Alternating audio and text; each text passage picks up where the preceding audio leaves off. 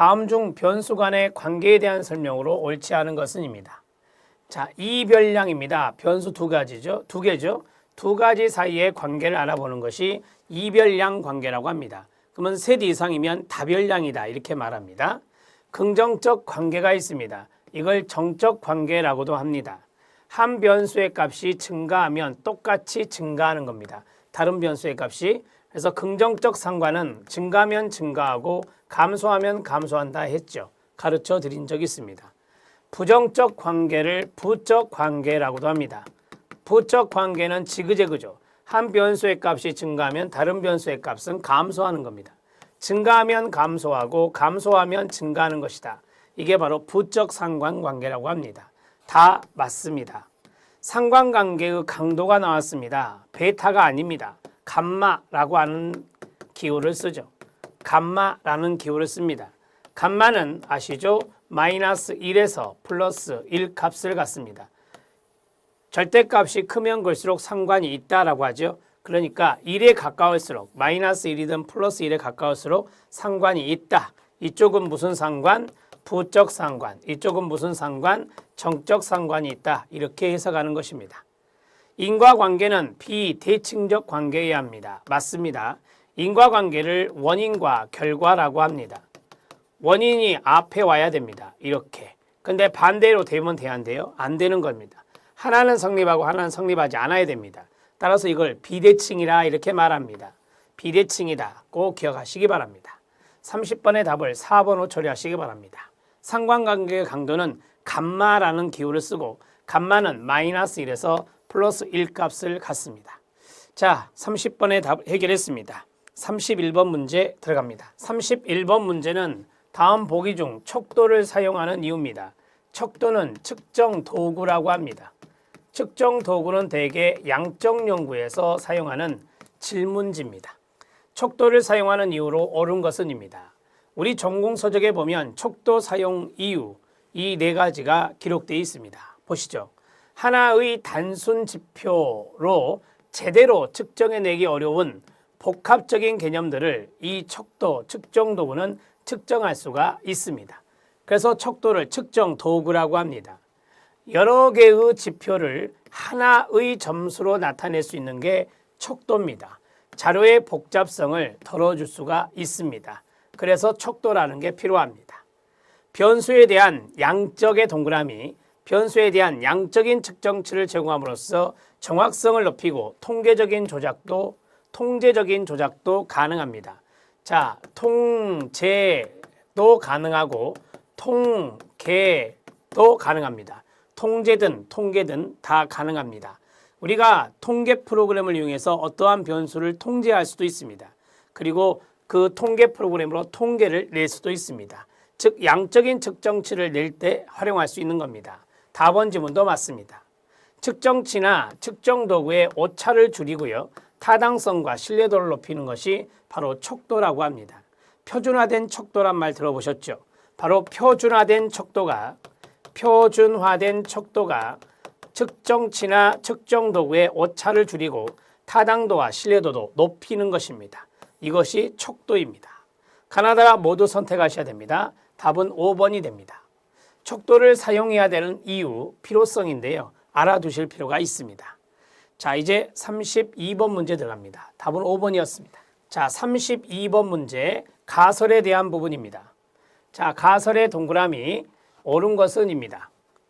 쉽게 생각하십시오. 가설은 개념적 정의로 표현하면 안 됩니다. 추상성이 있어서 안 돼요. 가설은 조작적 정의로 써야 됩니다. 조작적 정의로 써야 된다. 그 다음에 조작적 정의가 나왔습니다. 조작적 정의는 개념적 정의를 벗어나지 않는 범위 내에서 측정 가능하도록 추상적인 개념을 실제 현장에서 관찰 가능한 형태로 정의해 놓은 것을 무엇이라 한다?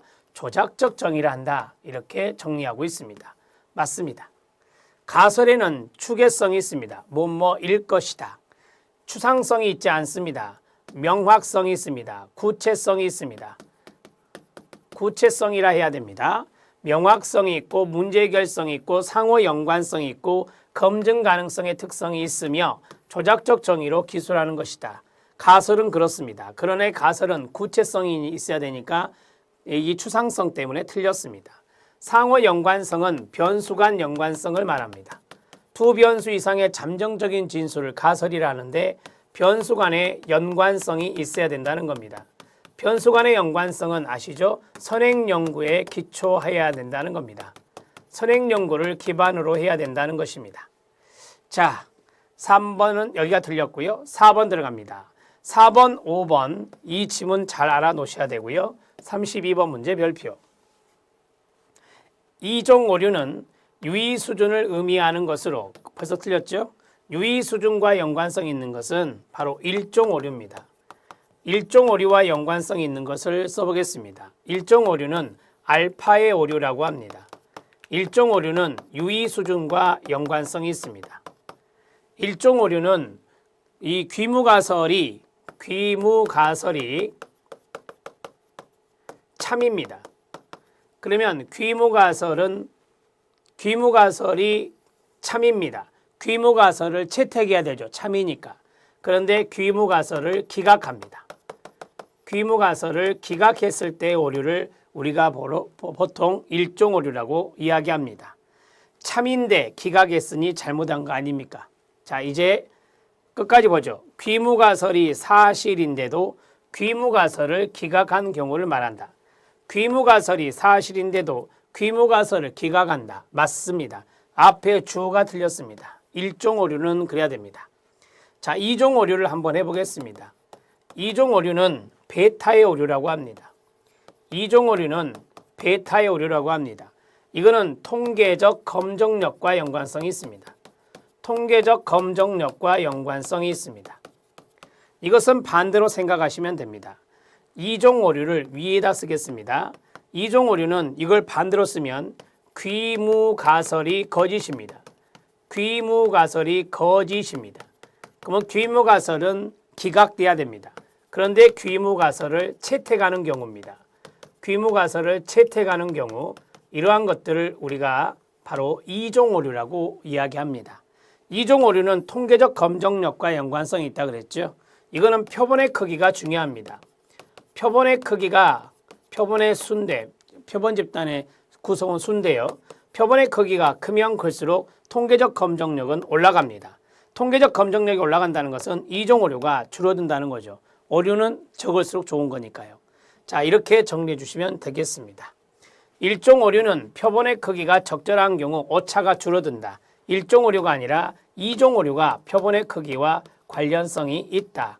이거는 통계적 검정력이기 때문에 표본의 크기가 크면 클수록 좋을 겁니다. 자, 4번과 5번 때문에 제가 이 문제를 별표 쳤습니다.